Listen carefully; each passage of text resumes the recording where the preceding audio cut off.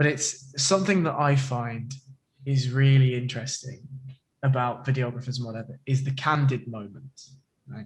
That you can tell, and this is a feeling I got from yours. Now, obviously the interview it's not staged per se, but it's quite clearly he's sitting there to answer questions that you've asked him, right? Like that's obvious. But the rest is done as if nobody knew that you were there, right? And I love that style. Like I love the style where you catch the moments that nobody else sees. Like that to me is the magic of both combat sports photography and combat sports videography, right?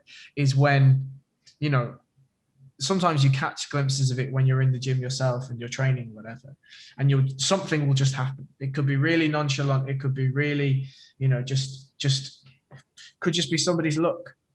Right? And that moment that you're able to capture is fantastic and adds the depth and adds the weight and the context and all this stuff, right?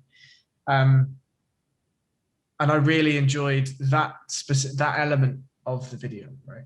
I think that is a real skill in itself to read a situation behind the camera and allow yourself to shoot that in a way that isn't intrusive, right? Yeah, thank you. I really appreciate that. It's kind of my idea with them was there are kind of mini docs, but they're also short films, and that's why I called it a short film, because it's like a mini doc with cinematic aspects.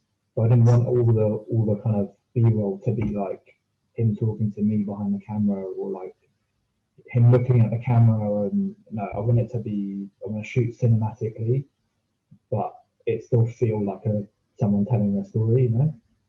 A big influence for how I did the interview was I don't know if you've seen it, Old Country, Wild Country.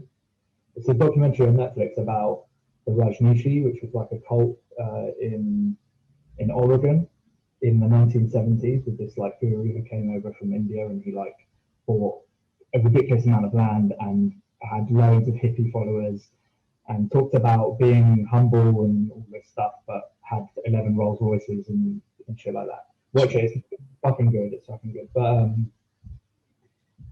the interviews were like all that kind of like low angle, so the camera was almost like level with the seat, and you get to see a lot of the background.